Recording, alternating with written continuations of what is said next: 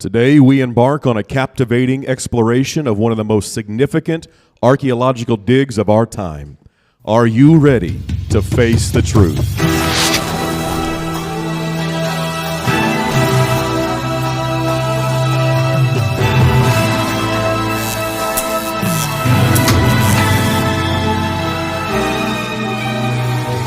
Face the Truth Live is the monthly podcast from the Truth Church of Olathe, Kansas, with our pastor and Bible teacher, Bishop Gregory Riggin. Welcome to all who have joined us for this Face the Truth Live event. We have people attending this event in person in the fellowship hall of the Truth Church and people who are joining us online. We thank you all for your attendance at this live monthly event.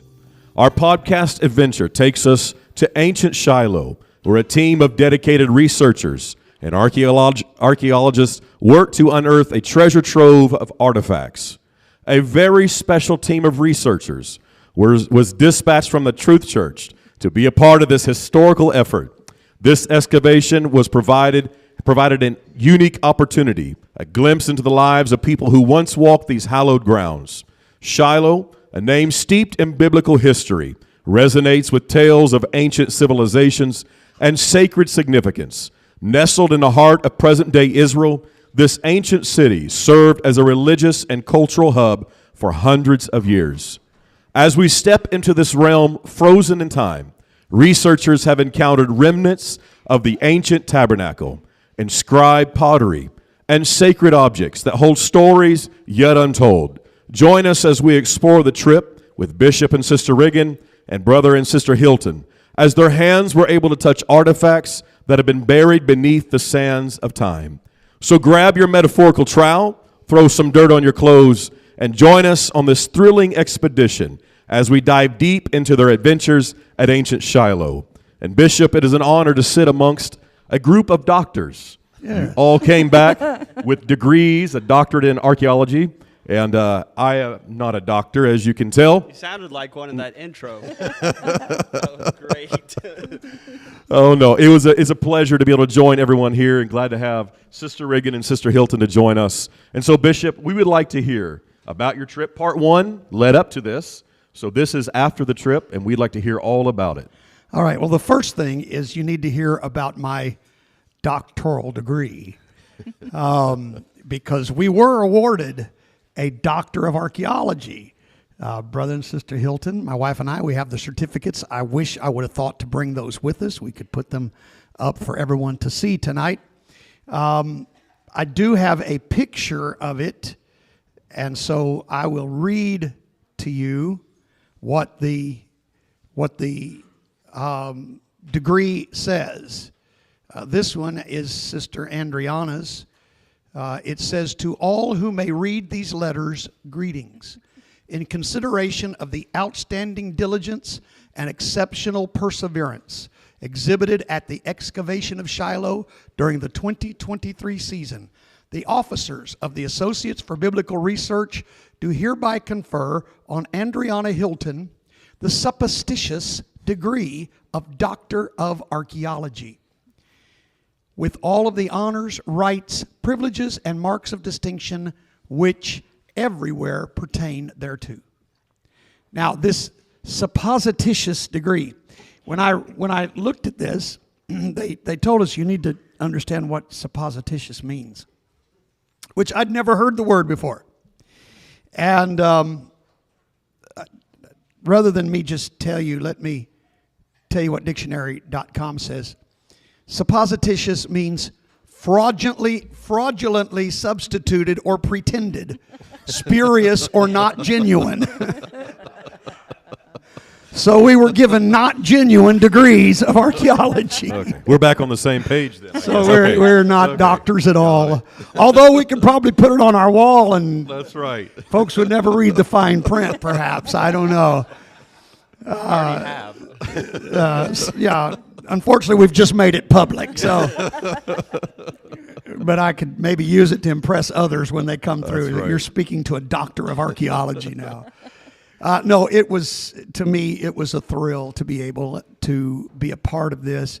We talked about in our last podcast all of the significance of ancient Shiloh. I know that here in our live audience, we've got people who were not here for the podcast last month. And so maybe it'd be good to take just a moment and just kind of refresh everyone that was here and inform those who weren't why Shiloh is so significant. We've got missionary Jesse Stewart and his wife with us. They've been here today at the Truth Church preaching, and tonight he preached and used in one of his illustrations Samuel, the prophet, when Samuel was a child and how he ministered unto the Lord. And at the end of service, I reminded the church that all of that, Samuel grew up in Shiloh. And the fact of the matter is that when Joshua and the children of Israel came across Jericho to begin their conquest of the land of promise, Shiloh became their capital. This is long before Jerusalem. Jerusalem was still a pagan city when they first came over. Of course, you know, Israel was a settled land, but there were these nation states, or nation cities, really. Every city was kind of its own nation.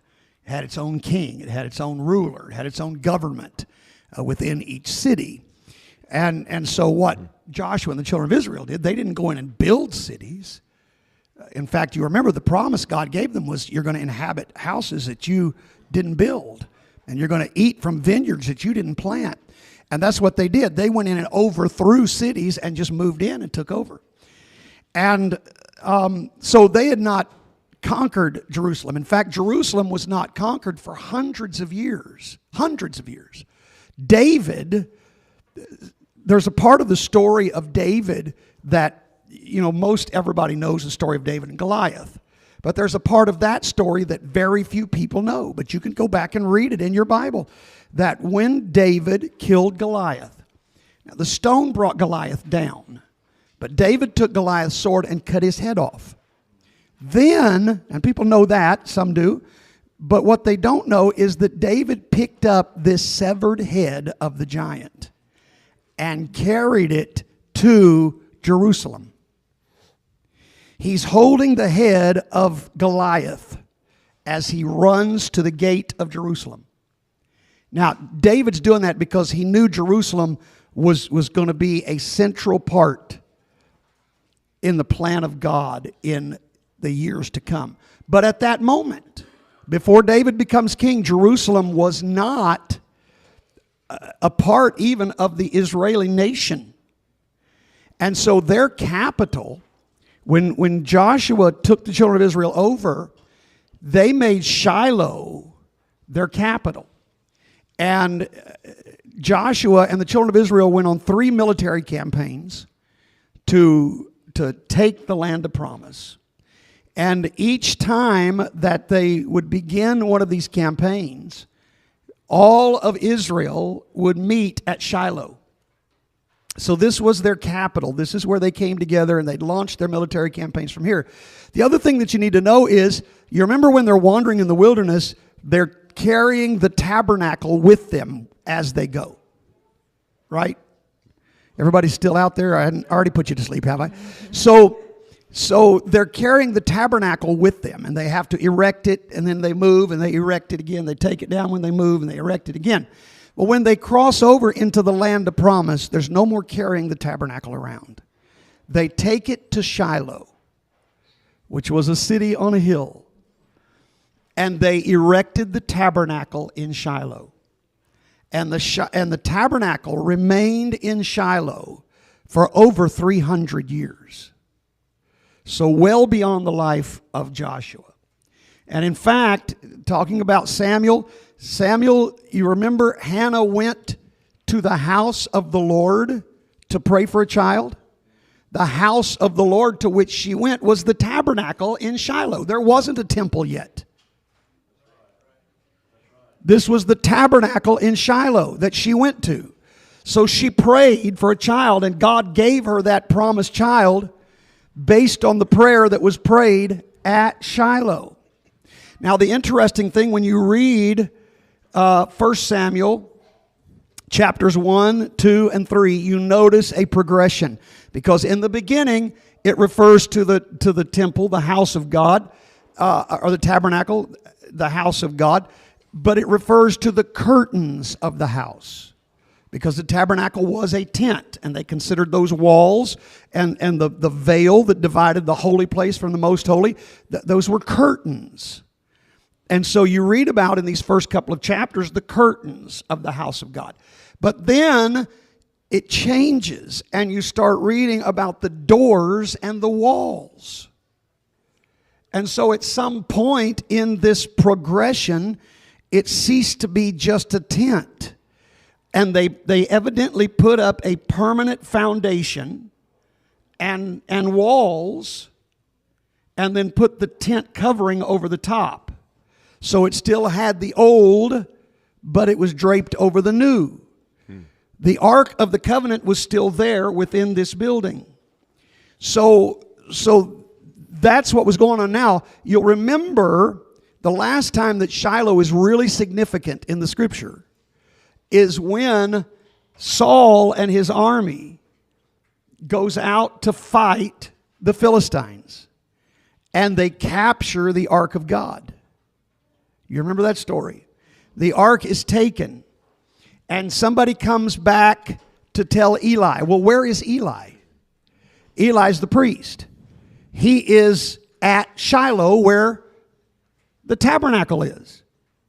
That's where he served. That's where the offerings are being made. That's where the sacrifices are being made. When they wanted to give a sacrifice to God, they came to Shiloh. Their grain offerings, their animal sacrifices, all of that happened in Shiloh. All right? So they come back with word to Eli that the two sons of Eli, Hophni and Phinehas, have been slain, and the ark of God is taken. And when Eli hears this, he falls over backwards where? In the gate. In the gate of Shiloh. Right.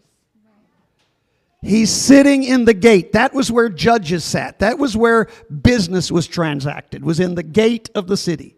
And that's where the priest was when word came to him. He fell over in the gate, broke his neck, and died in the gate of Shiloh. So that's the significance of Shiloh. Now, after that point, you just don't hear much about Shiloh anymore. There are a few other scriptures that refer back to it. In fact, we'll probably talk about one of those in just a minute. But the fact is, the Bible doesn't say this. But it seems to imply in the book of Psalms that evidently when the Philistines captured the ark, they evidently went to Shiloh and overthrew the city of Shiloh and destroyed it, because you just don't read about it again. And there's nothing happening at Shiloh anymore. And the ark is gone, and it's gone for hundreds of years. In fact, the Bible says of King Saul that, well, not hundreds of years, but it's gone for decades. King Saul never inquired at the ark. It was not inquired of during the days of Saul, is what the scripture says. So David was the first to say, we need to get the ark back. We got to.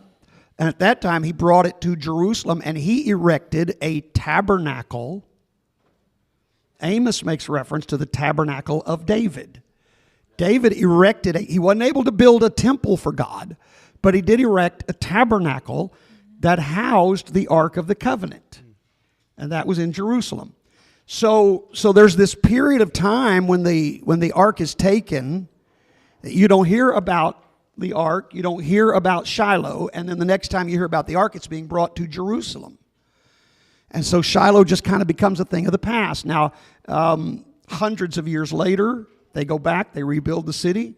There was life there during the Hellenistic period, which was a few hundred years before Christ. There was life there during the Roman period, the time of Christ.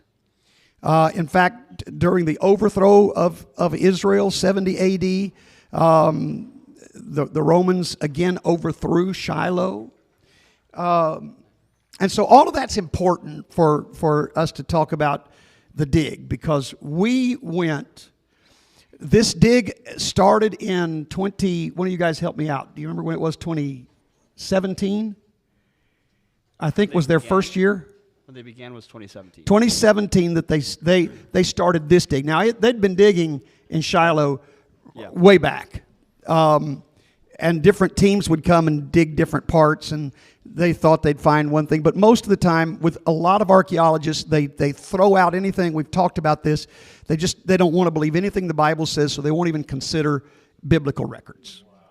So they just, for instance, I can tell you now that one of the things that they found here in Shiloh was this huge deposit of animal bones. And they were all sacrificial animals, the animals that would be used in the sacrifices at the tabernacle.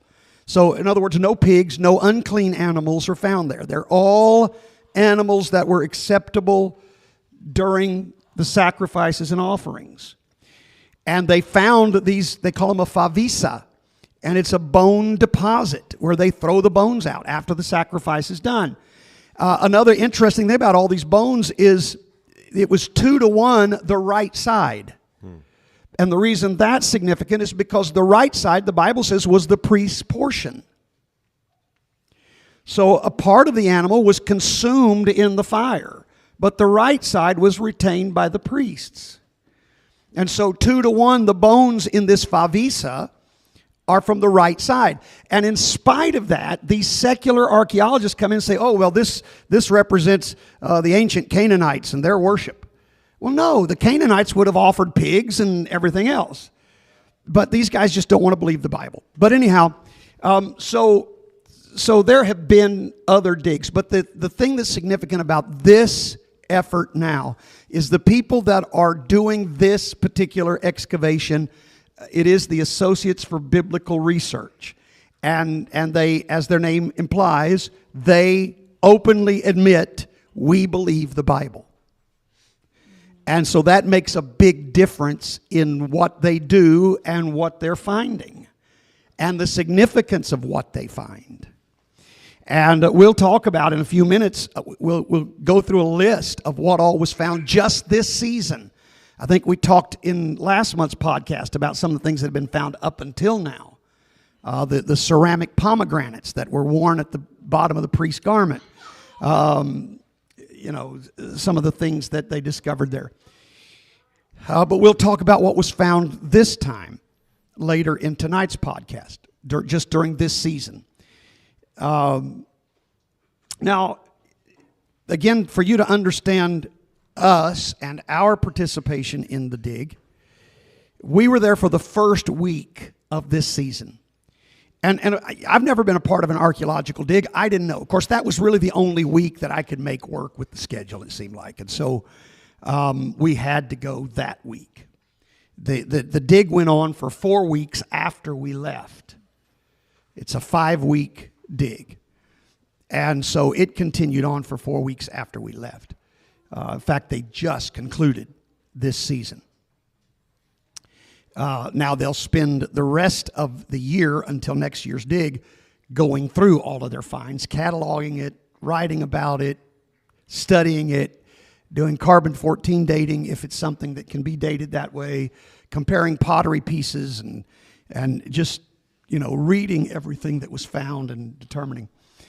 But we went on the first week of the dig. Now, I didn't realize that's not a good time to go. Because every year at the end of the dig, they have to shut things down, take things down. And so when you go back the first week, guess what the first week is all about? Setting things back up. And so there's not as much of the... And in fact, when it sets for a year, a lot of the dig is going to be filled back in. It's going to be covered with dirt again. You got to uncover, not as much as they did, but you're going to have to redo some things that's already been done. And so that's what we got to do. So, people have been, well, what'd you find? What'd you find? What'd you find? Well, we found a lot of hard work. We found an abundance of dirt. We did find a few other things of interest, but But Oh my. by and large, that was the greatest quantity of anything that we discovered was that. It was taxing. My wife and I began our day every morning at 2:30 a.m. And we would get up. Of course, we want to do our devotions, do what we need to do, get ready, and then go down for breakfast. And then we had to be on the bus by 4:45. And the bus pulled out at 5 o'clock sharp. And then we would drive for about 40 minutes, 45 minutes from the hotel to Shiloh. The bus can only go so far at Shiloh. They park the bus, you get off, you're carrying your backpack. You got to have water, you got to have tools, you got to have whatever you're going to need. Gloves, whatever you're going to need. And then it's, this is a tell. We talked about last month what a tell is. For those who don't know, a tell is a mound where there are ancient ruins under this. And if you just look at the hillside before they start digging, it just looks like a hill. But underneath this hill, on the inside of this hill, there can be an entire city under here. And so it's all uphill. So we'd get off the bus and have to walk up these gravel paths to get up to the work area. And we had to get for those who worked in comfort, we had to erect a kind of a tent covering, a shade, an awning, for those who had the cushy jobs. Can you tell there's a little bit of resentment here? I think I know who you're talking about. Yeah, I'm not calling any names, but some of our group got to work in the shade. And some of our group spent every day in the sun without any shade. And let me tell you, it's hot on the top of that Israeli hill. And there were a few days we had a good wind that blew, but hot wind is not always refreshing. And the second thing is, when you know the job that my wife and I were doing, the wind sometimes was not your friend. And I'm telling you, I don't think I have been that dirty since I was probably 4 years old. That's not an exaggeration. From head to toe, covered in dirt. Oh my. I mean covered. The way the process went, we talked a little bit about this last month, but again, to bring everybody up to date, the way the process is you've got those who are digging at the site, and everybody's assigned a square, an area, and there's a square supervisor, an assistant supervisor, and the whole site. Now again, this is a whole city. We're not just digging one spot. It's a whole city. And so it's all divided up into these squares. And we all were working the same square, which was a certain area of the city that we were assigned to. So within this square, you start with the diggers, and they have got their trowels and their picks and whatever, and they're literally digging away the dirt, trying to find, because everything's built out of stone back then, right? You're not looking for wood beams. You're looking for stone structures. So you got to clear all the dirt. So you're digging until you hit stone, or until you turn up some object. And so they're digging, but you don't throw away any of this dirt.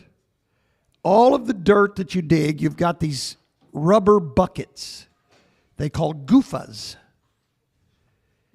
And now to hear my wife tell it, we were the goofas.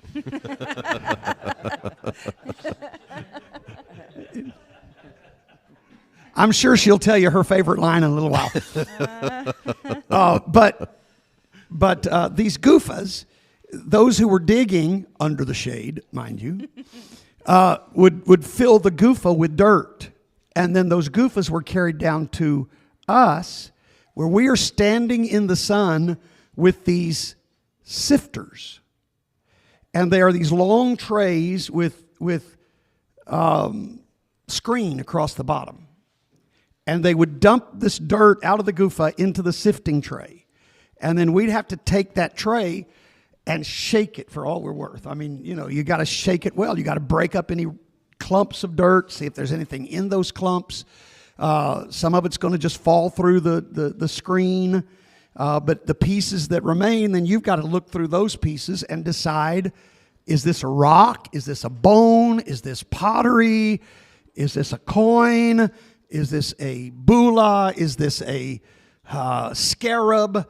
Just all kinds of things. And we talked about all that last month's podcast. By the way, we apologize. We haven't gotten last month's even up yet. There was a problem with technology, and the audio for the first, 10 minutes, I think, did not get recorded. And so we got to go back and fix that before we can upload, and we just have been too busy over the last 30 days. So that will go up at some point, and you can go hear all of that discussion where we explained all these terms to you. But the sifters are down here in the hot sun with no shade, and we're resentment again coming out, I know, but we're shaking these sifting trays, and when the wind blows, it's blowing all of that dry, gray powder all over you. And so we would do that from 6 o'clock. We began work at 6 a.m. every morning. We worked till 10:30. At 10:30, we broke for a 30-minute lunch. And then at 11 o'clock, we would come back and continue to work until about 1 o'clock. At 1 o'clock, we would take the shade down for those who got shade. And then all of us would report to the wet sifting station. So this, continuing the process, they start with a dig. They find the big stuff, set it aside. The dirt comes to the sifters. We sift that. We would take whatever we would find that we think, this is bone, this is pottery, this is whatever, something significant. Then those pieces would go into this little chute. The bottom of the chute looked like a flower pot with a bag in it.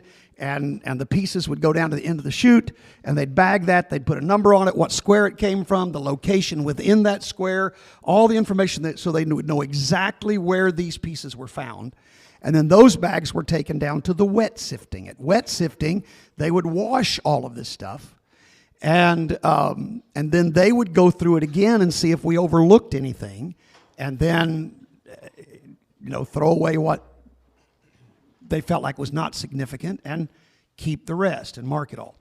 So that process would go on until about 1 o'clock. At 1 o'clock, then everybody would shut down, take down the awning. We would all head over to the wet sifting area where we would get these big pails filled with water, and we would take all the pottery that we had found that day, which they find, I think, 10,000 pieces of pottery or something each season.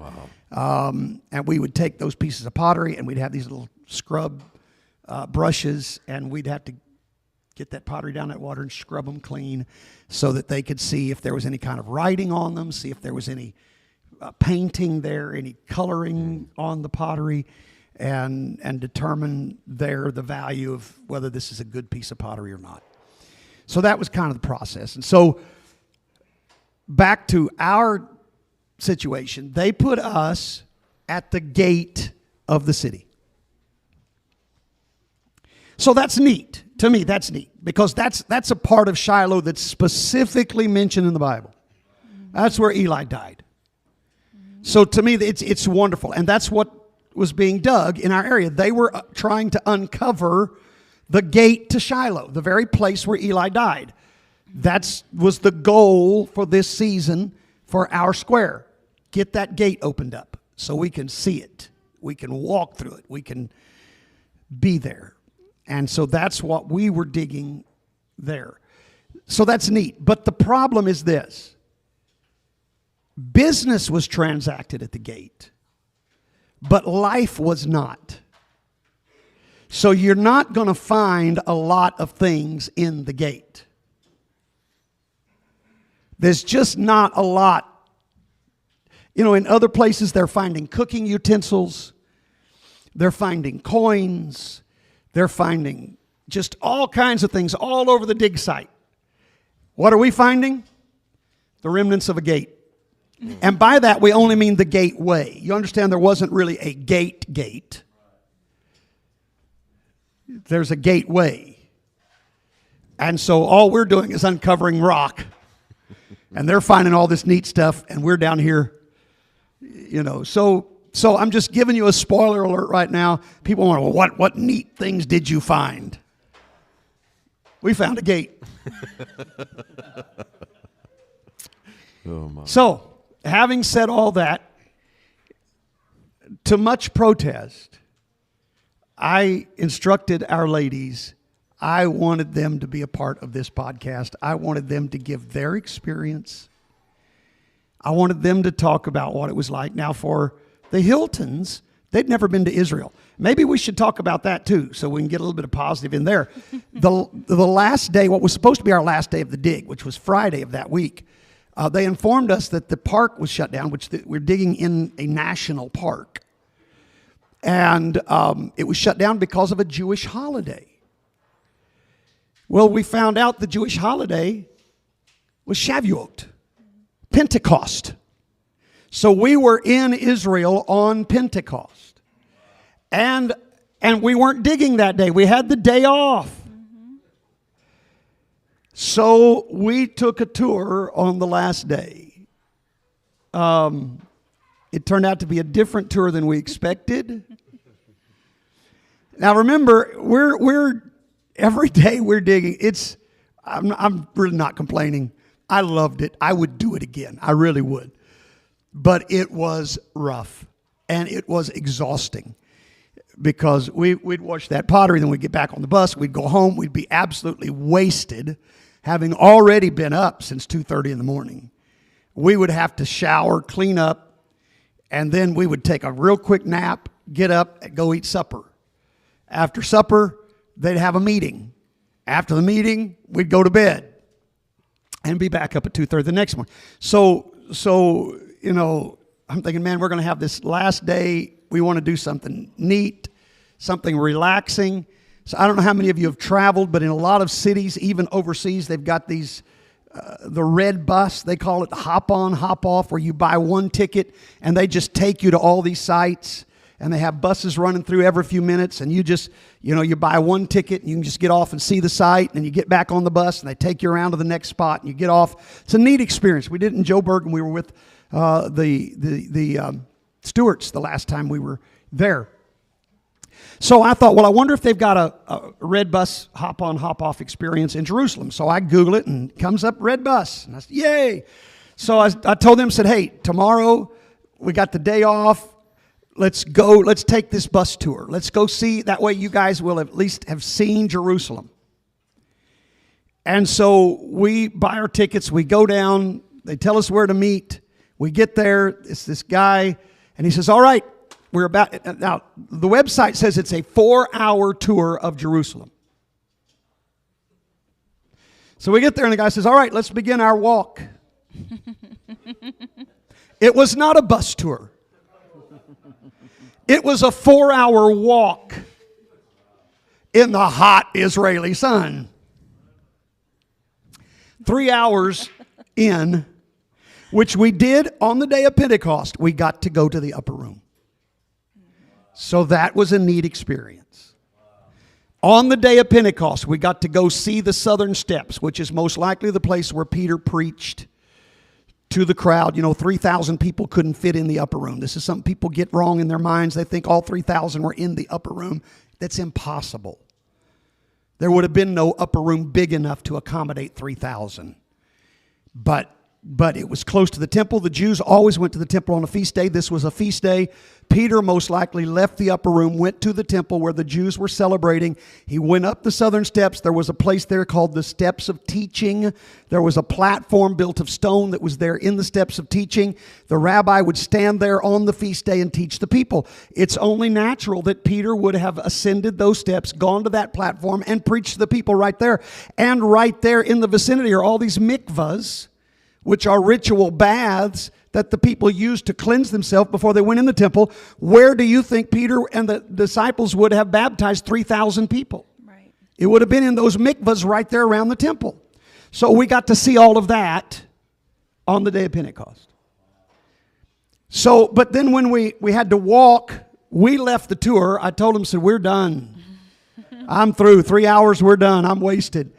I said, but we are close to the southern steps, so let's walk the southern steps. Well, I said, well, you know what? We're pretty close at this point and so we went to see it. And I said, well, you know what? While we're here, by the time it was done, I think we walked 5 miles.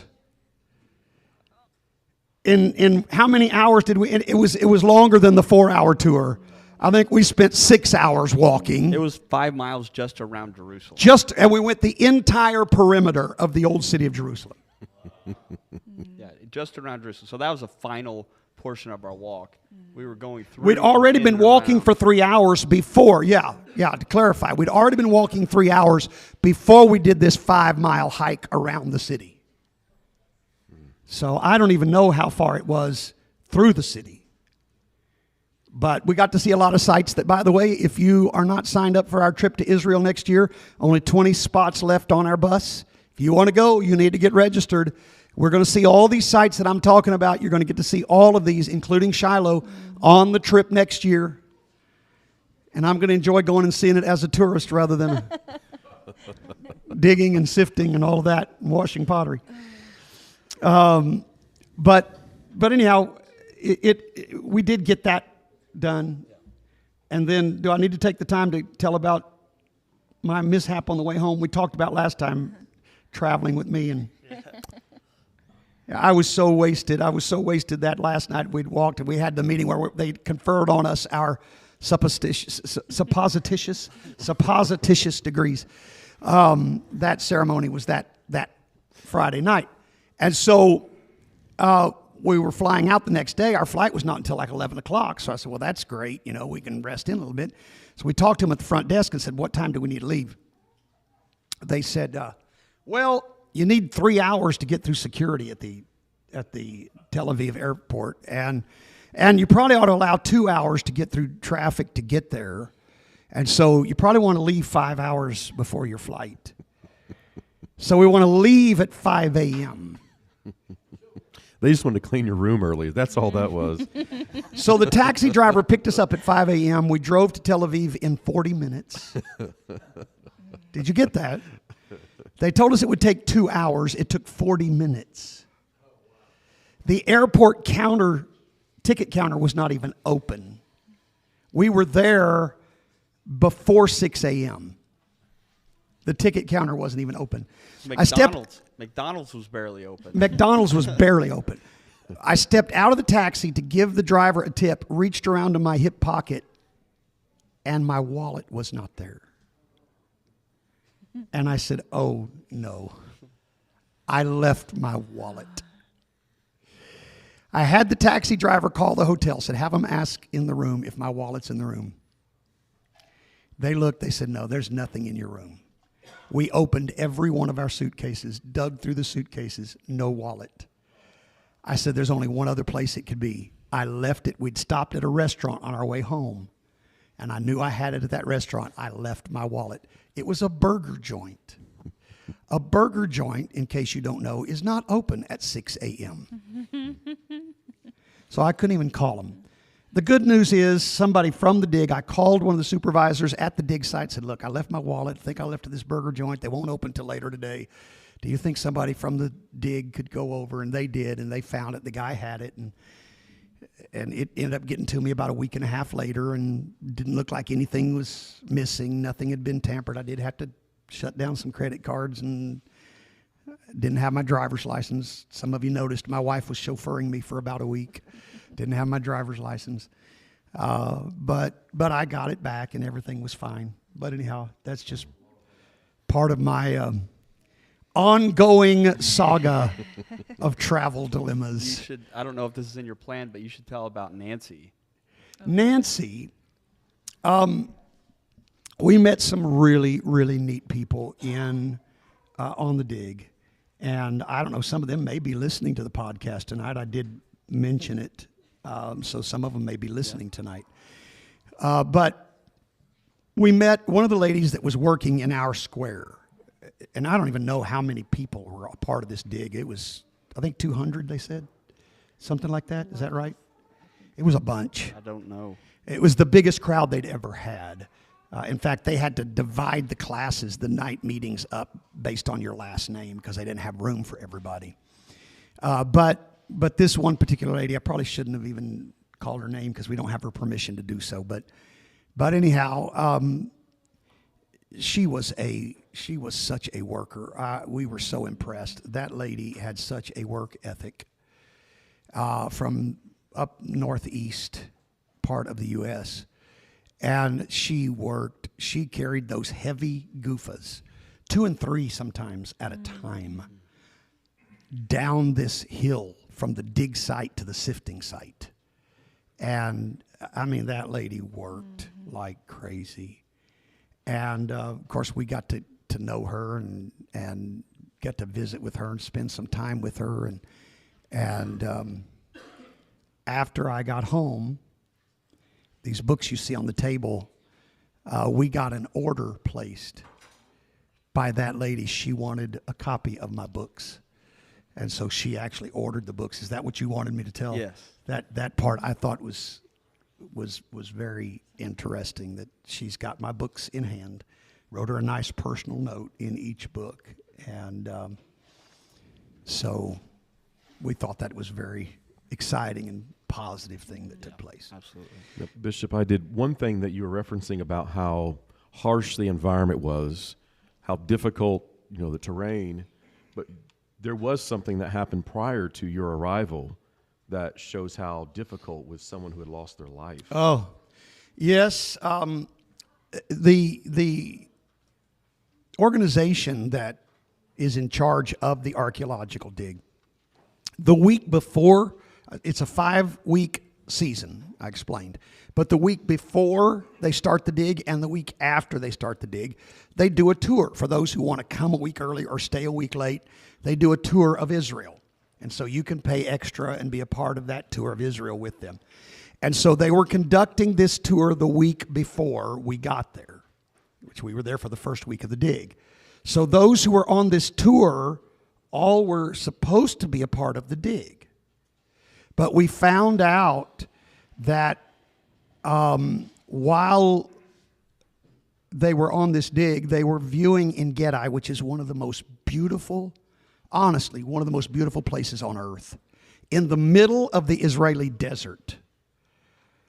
It is an oasis. And for those who don't know, En-Gedi is where David would often flee. When Saul was after him, David had this hiding place in En-Gedi that he would go to. So, he's crossing the desert, but in the middle of this, there's all these dry, barren hills. And in the middle of all that, there's this one little area that is absolutely beautiful. It's breathtaking. Waterfalls coming down, lush and green. It's gorgeous. And you think, I know why David would come here. And you wonder just how many of the Psalms did he write right here. En-Gedi is on our list next year too. But anyhow, they'd gone to En-Gedi. But it is cliffs, and there's a waterfall. And so somebody in the tour group said, man, can you imagine the kind of picture you get if you got up on that cliff? And so this man who was, I think, about my age, I think he was in his mid-60s, decided he wanted to climb the cliff and get up there and get a picture from up there. And he fell to his death. My. It was a bad deal. They did not know. They kept waiting for him to come down. Nobody knew that he fell. Somebody that was not with that group heard him fall and immediately contacted the authorities. The tour group was just sitting, waiting, wondering, where is this guy? And the authorities start showing up. And so we got a report, somebody fell. And so then they start putting two and two together. And they talked about the nightmare of what was going on and trying to retrieve the body, and everybody just having to be there. I said all that to say, those that are going on the trip next year, number one, stay with the group. Don't go running off to get a better viewpoint. You stay with the group. Number two, if you don't have some kind of insurance, trip insurance, your U.S. insurance is probably going to do you zero good. You want trip insurance. It costs you a little bit more, but people were asking me when they were first signing up, should we get it? And I was saying, well, it's up to you. I like to have it. I didn't really stress it. But after this, I'm stressing it now. Because they told me, in fact, this lady we referenced earlier, she spent many years as an insurance agent, and because she was with them, she knew what to do. She actually was able to contact certain people that needed to be contacted, and she pulled a lot of strings to help them to get all of that taken care of. But they were telling me, said, look, if you're bringing a group over here next year, you really ought to make it a requirement that they get that insurance. Now, I'm not going that far that you have to buy it, but I am telling you, in a situation like this, you probably want to get it. Yeah, we hope and pray nothing goes wrong. We hope and pray nobody has a problem. But you never know. So, yeah. So we're running out of time, and we hadn't even talked about our experience. So we got to get that done. We will let Sister Andriana begin. We'll let the ladies first. So, Sister Andriana, talk to us about your experience. Would you do it again? Just tell us all about it. I thought it was an incredible experience, personally. It was my first time to Israel, so it was all very overwhelming and a lot of just, soaking everything in, soaking in the culture, and such a beautiful place. There's so much vegetation, and the architecture is breathtaking. The people are so beautiful and so modest, and just it's such a beautiful culture to be able to walk around in and just see how the people there live. But far more than that, like being able to think of the fact that I am in Jerusalem, and it just changes your mindset. A lot of it was like how small everything was. I was so shocked because in my mind I blew everything up into this big thing. And to know that we were able to walk around the city was just so it just brought everything to a realistic point of view in my mind, which was so incredible. But as far as the dig went, it was absolutely dirty and tons of bugs and tons of bones and pottery, and it was the most wonderful experience I've ever had. It was just everyone getting together and working on something together. It brought such camaraderie, and we got to meet so many wonderful people and make some really awesome connections that I hope we'll be able to continue forward. And I feel like it brought us together. It was just a great opportunity, and I feel like next year it's going to be so amazing to go and see, like, wow, this is where we worked. Like, we did, like, that little 2 feet right there that we dug, or however, it was more than that. But it's just so rewarding. And another part was just, it was such a treasure hunt, being able to get in there. And yes, we had more shade than poor Pastor and Sister Reagan did. But it was still hard work, and you were covered in dirt, and just so much fun. But being able to uncover something and show your square master and say, hey, what is this? This looks like something. And then for them to be able to tell you, oh yeah, this is the brim of an oil lamp that you found, or this is a grinder, or this is whatever it is that you may have picked up, is so neat because you're just handling history. And so it just gave me a deeper appreciation for the history of the Bible and gave me a hunger to learn more about it. And I would absolutely do it again, even though you're dog tired and just, I missed dinner, okay? We were so tired, we just slept. We got back and just slept. And you know, but it was just, I would absolutely do it again. Maybe not longer than a week, but it was so rewarding and I loved it. So, yeah. One thing that I thought about too, and I don't want to usurp too much of this time, but when she's talking about the vegetation, it reminded me, one of the things that they found in Shiloh, they found these seeds to a kind of grape that is extinct. Those kinds of grapes don't grow anymore and haven't grown for hundreds of years.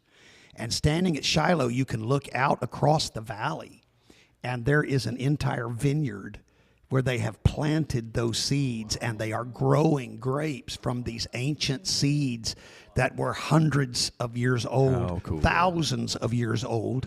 Wow. And these grapes are growing today for the first time in centuries. Mm-hmm. So yeah, it's an amazing thing to think. They did tell us that again, this is a national park where we're digging. Tourists come and go all the time, so they have a gift shop set up there. They said that in the gift shop you can actually buy wine made from those grapes if you want to. For some reason we didn't. I wanted to taste it. Pray for Sister Andriana. She came close to backsliding on this trip. Went to the Holy Land to lose her faith. We could have always called it communion, you know. It just, but anyhow, I thought that was neat. And I thought about while she's talking about vegetation. So, yeah, and she was a hard worker too. She got in there and worked hard. We felt sorry for her. We did. We talked about it. All right, my lovely wife, who's been dreading this moment ever since I told her that she was going to do it. She just does not like to be in the limelight at all. But we need to hear her perspective, and her perspective is different. I'm glad I got to go. Me too. I haven't been that dirty since I was probably 10. Yeah. So lots and lots of dirt. I've been to Israel twice. So my experience, you know, is a little bit different. I think I would feel a little bit different if it had been my first trip to Israel. But since I didn't find Samuel's mat, you know, I'm just a little disappointed. But lots and lots of work. And what you don't understand, too, is my husband was sick every night. Bad leg cramps. It was just, you know, it was just tough. I knew that it would be a lot of work. I knew all of that. That wasn't the problem, but it was just a lot of heat, just so hot. But I'm thankful for the experience.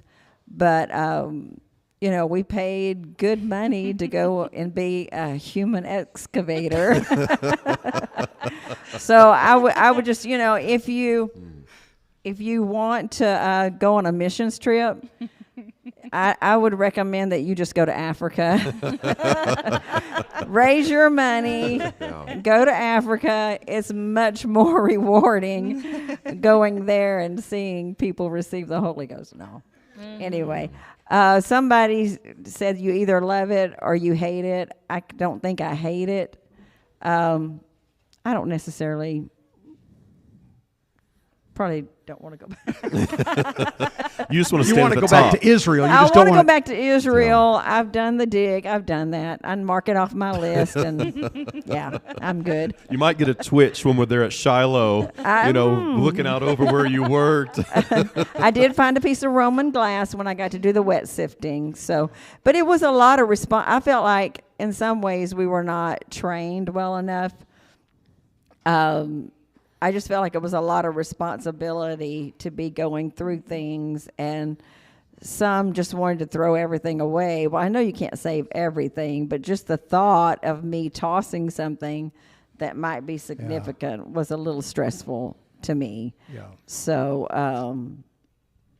I think I felt like we should have had a little bit more training. But anyway, I'm glad I got to go. All right, Brother Hilton, talk to us. Yes, sir. Well, first by of the all, way, we're going to have to run over. We got 5 minutes left. There's so much I got to share. I hope you don't mind. If you have to go, I understand. But there is so much we need to share with you that we're going to have to go over time. So just want to make that clear. You know that I've always tried to stay with that clock, but we're going to have to go over tonight. So go ahead. And you're not talking during this time, so you can blame me and my wife and others. So anyway, and so can y'all. Y'all can blame me too. But first of all, thank you to Pastor for even turning us on to this idea of going to Shiloh for a archaeological dig. Anytime I wanted to, I'd always wanted to go to Israel, but anytime I thought about it, I didn't want to just do the classical touristy things, just going and doing some sightseeing. And so this opportunity presented itself through Pastor, and I jumped on the opportunity, and because it was something that really meant a lot to me. He's already talked about the immense really impact that Shiloh has. I want to read a scripture that, if it's okay, to about Shiloh. The Bible says Joshua 18:1, this is about the time that they came to Shiloh. 18:1 of Joshua says, "And the whole congregation of the children of Israel assembled together at Shiloh, and set up the tabernacle of the congregation there, and the land was subdued before them." And then there is another reference to it in the book of Jeremiah, where the prophet described is really giving judgment to the nation of Israel, and explaining to them that this was the place that God set His name at. He chose this place among all of the areas that were given to the nation of Israel. He chose Shiloh. He chose this very location. And to be standing and working, I know our missionary tonight talked about working before God, but to me it was such an opportunity, honestly, to go back and dig into. We joked about being dirty, and of course you gotta get dirty to dig. And I know, and I'm sorry for Pastor. I'm sorry for not finding some sort of shade. They were working all week on that for Pastor and Sister Reagan, and they just failed to do it before they left. And so I hope that those at ABR get a chance to see this. And I'm just kidding, but no, that I know they were working hard on trying to figure that out. But it was awesome to be able to. First of all, we weren't obligated to do this. This is completely volunteer from us to go there, and we even spent money. As Sister Reagan said, I spent good money to work, but it was such an honor and a privilege to be able to work in the gate of Shiloh, and I have blown away by that opportunity. Pastor mentioned that really what we were doing is digging out rocks, and that's 90% of my job was to pick up. We were using small picks. The largest sledgehammer that we had was, I think, 22 ounces. It was not very effective, but they didn't want you busting things. They wanted you digging slowly and methodically, working things out. I did find a piece of material, and they told me that it was basalt. It was a cylinder-shaped item. It had a divot on one side, and our square supervisor's assistant told us that it was potentially a salt grinder. So that was my big find for the week. But I found a salt grinder. Now, I didn't know what it was when I saw it. I thought it was a piece of rock and was getting ready to throw it away, but she stopped me. That's because it had the S in it? Yeah. No, there was another item that I saw that I thought, I've already told Brother Goff, that's why he's laughing. Careful now. Let's be careful. That I will be, if you want to know more details, come and ask me later. But it was very unique, had very specific, it looked like designs on it. And I'll stop there. But they informed me that it was just a fossil, and so it was therefore a rock that was completely useless and went right into the trash pile. But I thought I found something awesome. Thought it was a design, but to Sister Reagan's point, I really wish we could spend more time to learn more and understand more, because there was so much potential there, obviously. And the one thing I really regret is not being able to spend long enough, spend more time there, and get the opportunity to actually discover. I heard after we got home that they exposed the gate itself, and we were working at the high part of the gate, high up on the there was a wall there that was several meters wide. It was the exterior wall of Shiloh, and that's where we're working, of course, because we're working on the gate. They have what they call a bent entrance, and so it's a defense mechanism that allows you to walk in, and it gives you you don't walk directly into the gate. You walk in an L in this particular design, and so we were working in that area to expose as much of the gate as possible and try to understand what the nature of the gate is, because our supervisor, who was a PhD archaeological student, his task that week was to understand what the definition of this gate was. And so it was really cool to work beside an expert. I said he was an archaeological student, but he actually had his doctorate, so he was beyond, he had graduated. But anyway, it was such an awesome opportunity. One more scripture, Psalm 102, verses 13 and 14. It says, "Thou shalt arise and have mercy upon Zion, for the time to favor her, yea, the set time is come.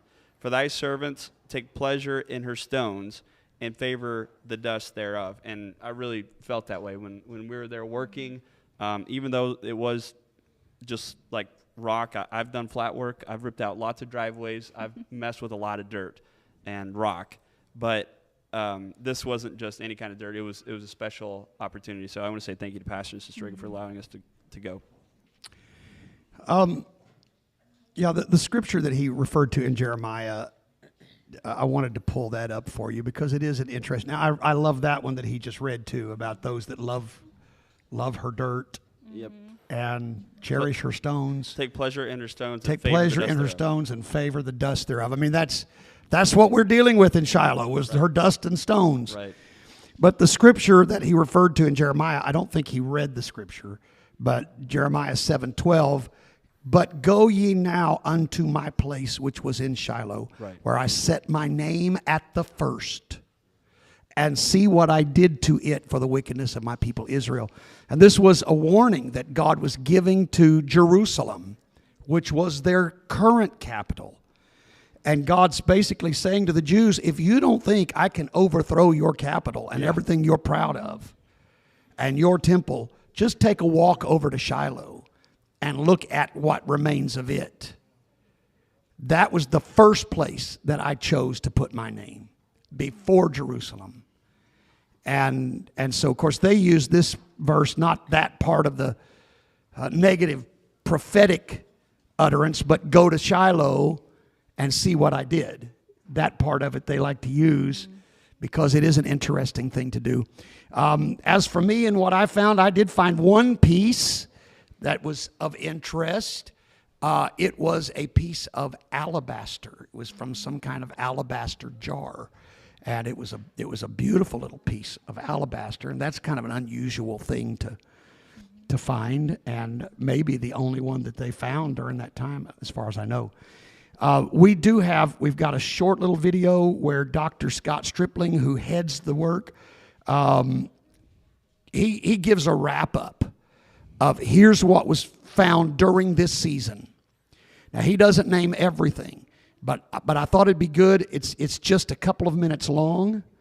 Were you getting ready to ask a question, Brother Goff? No, sir. Okay. So I think if we can show that real quick, that's Dr. Stripling right there, and he is the head of the dig and has been since 2019.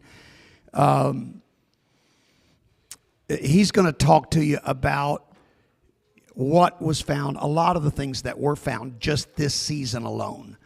All right, so if we can start that video, let you hear from Dr. Stripling. Hi, this is Scott Stripling. Today is the final day of excavation for the 2023 season. We're flying our drone and taking final photographs of our squares. We're washing pottery, we're eating watermelon, we're finishing up wet sifting, and then we're going to process our pottery from today. It's been a whirlwind of activity, but it's been a tremendous season. Out of our area D, where we have the large favisa, we have 4 gold pieces that have come from this area with a star motif emerging not only on gold but on other objects as well. The bones continue to come out in abundance. We're cataloging all of those bones with the help of our zoo archaeologist, Haskell Greenfeld. So it'll be very interesting to study those. We've extracted collagen from them for carbon dating. We'll have a much better idea of what's going on in Area D after this season. We've also exposed the entire monumental building structure. We can now see all of the walls. We can see where the corners are or would be. We're now down to bedrock in the square, so we can see at one level 2.5 meters of preservation of this wall, which Can is we pause it far right there? over what I expected it to be. So it's truly monumental. Escape. Okay, so we're going to listen, but here's what you may not realize. He said we've uncovered the entire monumental building. This is, when he's talking about this, what he's saying is, there's no sign that says this is where the tabernacle stood. But what they found is some kind of structure. As I said, it went from being just the tent to a more permanent structure. What they have now fully uncovered is all 4 corners, the entire foundation of a building that faces to the east, which was a requirement for the Jews. It was going to face toward the east. And then it is divided into 2 parts, one being exactly twice as long as the other, which meets the dimensions of the tabernacle, the holy place and the most holy. And so this build, they have totally uncovered now the foundation and the walls of this building. Most likely the site of the tabernacle. Fully uncovered this season. So I wanted you to understand when he said the monumental building. They're very careful, and I'm glad they are, about not just saying this is the tabernacle, this is whatever. They're very careful about that because critics are going to judge them. They're going to deny it, and without proof, you understand. Because like I said, there's no sign saying tabernacle entrance or whatever. So there's no way to prove that's what it is. But it's in the location where it should have been. It meets the dimensions that it should meet. There's these bone deposits outside of it. There were all of these storerooms where they found vats to hold grain. Now, why would they have all of that? Because of the grain offerings. The tithe that was brought in, remember the tithe back then was not money. They didn't use money back then. Their tithe was what they grew, their crops. So if they paid tithes, they had to bring barley and wheat and grapes and whatever they're growing. That's the way they paid tithes. And they brought that to the tabernacle. So they've got to have all these storage rooms. There is no other building in Israel, none, that they have uncovered ever, that had this many storerooms and that went all the way around the perimeter of the monumental building. It is the only building that is designed this way. And so it is, in my opinion, they found the tabernacle, such as it was. All right, let's finish this up. Hi, this is Scott Stripling. Today is the final day of excavation for the 2023 season. We're flying our drone and taking Let it go. Yeah, just let it play. Photographs of our squares. We're washing pottery, we're eating watermelon, we're finishing up wet sifting, and then we're going to process our pottery from today. It's been a whirlwind of activity, but it's been a tremendous season. Out of our area D, where we have the large favisa, we have 4 gold pieces that have come from this area with a star motif emerging not only on gold but on other objects as well. The bones continue to come out in abundance. We're cataloging all of those bones with the help of our zoo archaeologist, Haskell Greenfeld. So it'll be very interesting to study those. We've extracted collagen from them for carbon dating. We'll have a much better idea of what's going on in Area D after this season. We've also exposed the entire monumental building structure. We can now see all of the walls. We can see where the corners are or would be. We're now down to bedrock in the square, so we can see at one level 2.5 meters of preservation of this wall, which is far over what I expected it to be. So it's truly monumental. It's east-west. We have Murex shells that we found this season there in the building, which is where the dye for the priestly garments came from. Can we We have pause? ceramic pomegranate. Did you hear what he just said? They found shells that were used to create the purple dye of the priest's garment.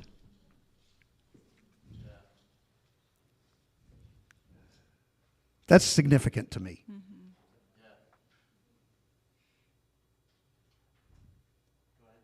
Go ahead. Altar horns, Altar storage horns. rooms, and then the bone horns of the deposits. altar. So this is looking more and more like this is indeed the tabernacle talked about in 1 Samuel 3 when a permanent structure was built at Shiloh.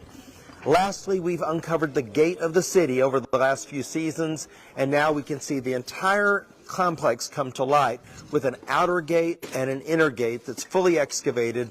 Next season, we need to finish the terrace on the outside, and we want to find the entrance into the city where they would have gained ingress to the actual city and to the tabernacle area. Lots of big finds, lots of important pottery, coins, glass, seeds, bones, everything that you have in your house, they had in their house, except the electronics. And sometimes they're in broken forms when we find them. But all those things are here. We'll spend the next 11 months analyzing those finds, writing on them, doing scientific testing on them, and preparing to come back for another season next year at Shiloh. So thanks for following us these last 4 weeks while we've been in the field. And we may check in with you again next week while we're doing restoration on the walls here at the site. So for now, I'm Scott Stripling signing off from Ancient Shiloh. See you next year. So I thought that was pretty neat. I was excited about that. All the things that they've done just this year, and to think we were a part of getting all that kicked off. So we've left our mark in Israel. We really have. We have been a part of a very historical effort, and they've gone much further than any previous dig at this extremely important site. So that's exciting. Now there is also a picture, a screenshot. Have you got that? I actually converted it to just the bullets because it was easier to transfer, but go ahead and... All right. Yeah, if you'll bring that up. This is like their top 20 list of what they have found this season. You can't see that, can you? So let me read to you. This is only what's been uncovered in these 5 weeks. This has nothing to do with the stuff they found before. This is only this season. Number 1, the tabernacle tent platform. They're 80% certain that's what it is. It's east-oriented. It's the same size as the tabernacle. They found 3 of 4 corners and a socket stone on the eastern end for a door. That's kind of a neat thing to talk about, that whole socket stone where the doors would go. But it indicates that there was a swinging door there at the time, and they've uncovered that. That would lead you into the tabernacle. Number 2, the city gate where Eli died in 1094 BC when the Philistines attacked. 80% certain that is the place where Eli died. And I'm 100% certain that is the place we were digging. They found 4 scarabs. I don't have time to go into what a scarab was, but basically it identifies the Egyptian time period. They came from Egypt. It identifies the time period when this was done, and that's how they can date when these things were built. What was going on at that particular time is through these scarabs. You went into detail on what a scarab is in the last episode. I went into detail, showed you a picture of a scarab. So it's an interesting thing. 1 bulla, we talked about that in the last episode, defined that there. 2 seals, 1 with an 8-pointed star motif, Star of David type deal. 1 gold spoon pendant and necklace charm. They found 50,000 pieces or sherds of pottery. They found beads. They found 6,000 tesserae, which these are basically little dice. They showed us some, but this was they used these for games. They played, but it was also used for Tiles. For tiles. Yeah, they would use it as parts of their flooring. Yeah, yeah. The mosaics would be designed using this tesserae. Yeah, and so they found 6,000 of those. They found a bronze ring, which is very interesting because there are so many bronze rings connected to the tabernacle with every piece of furniture and even a lot of the structure itself. A lot of times they had these brass rings on them to carry them. And so that's a phenomenal find. 66 coins. Now these coins are not from the time of Samuel. They're not from the time of Joshua. They didn't start using coins until closer to the Roman period. But they found 66. They found 20 sling stones. You know, David used stones in his sling to kill Goliath. They continued through the Roman period to be a form of weaponry. And so they found 20 of these sling stones. They're rounded and smoothed, used for the purpose of attack. Number 13 was large and diagnostic Roman glass that they found. My wife found a piece of Roman glass, a smaller piece. They found ritual purity stone vessels that were used for purification. They found 50 flint blades, 10 bronze military arrowheads, one of which was trilobite. That goes way back. What is that? A time period, way back. We're talking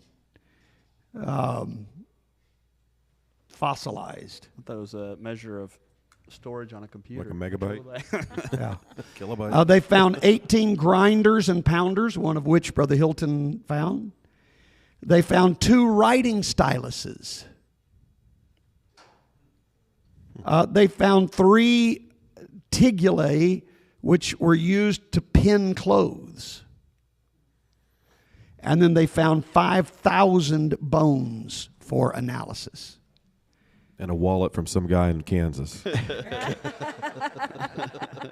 And the shells to make the dye for the priest garment.